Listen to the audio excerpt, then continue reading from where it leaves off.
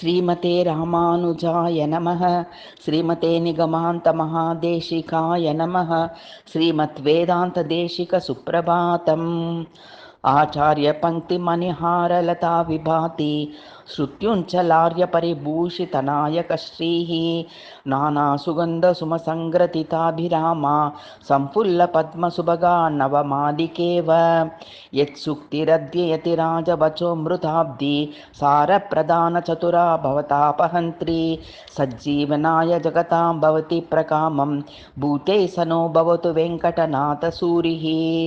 यद्ग्रन्थराशिषु तु यं कमपीह मर्त्यः सार्थं गुरो पठति देवसमर्चितः स्यात्। त्रादृग्विशिष्टविभवो निगमान्तसूरिः आभाति पूर्वगुरुवर्यमिलद्गुणौघः। वित्रासिनी कुमतिवर्गपिशाचिकानां संरक्षिणी निगमविश्रुतसत्पथस्य संस्थापनी यतिपतिप्रवराशयस्य सम्यक् विभाति निगमान्तगुरुतिधारा। सद्य प्रफुल्लसमुसोदरशब्दमाला सङ्गुम्बनैकनिपुणो निगमान्तसूरिः सज्जीवनाय जगतां बहुसूक्तिधारां धाराधरो जलमिव प्रववर्षकामम्। क्वापि प्रकामगहनाः क्वचिदच्च सौम्याः कुत्रापि कर्कशतमाः सरलाः क्वचिञ्च सन्दर्भनिघ्नसुभगा वचसां विभागाः सज्जीवयन्ति सकलान् निगमान्तसूरेः।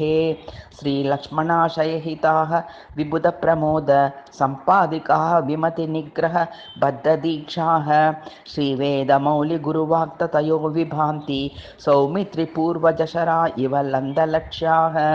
श्रीवेङ्कटाद्रिपतिमन्दिर दिव्यघण्टा यद्भूमिकाग्रहणतः पृथुकीर्तिमाप श्रुत्यन्तदेशिकमणिः सहि नाथमुख्य सत्सम्प्रदाय परिरक्षणदक्ष आसीत्। यत्पङ्कजास्तुतिरङ्किञ्चन वर्णिचित्त तुष्ट्यै सुवर्णमयवर्षकरी बभूव। श्रीमान् उदारहृदयो गुरुवर्यचन्द्रः क्षेमावहो भवतु सर्वकलाभिपूर्णः। श्रीवेदमौलिगुरुसूक्तिसुधास्रवन्ती न्यासाख्य सस्यनिवहं परिवर्धयन्ती श्रेयो दिशत्यविरतं शरणागतानां लक्ष्मीसहायपदपङ्कजभोगरूपं श्रीमानयं कुवलयोल्लसन प्रवीणः सद्भिः सदा परिगतः प्रचुरप्रकाशः पूर्णः कलाभिरिह देशिक शीतभानुः प्रोन्मूलयन्त् यकिलमोहमयीं तमिस्राम्।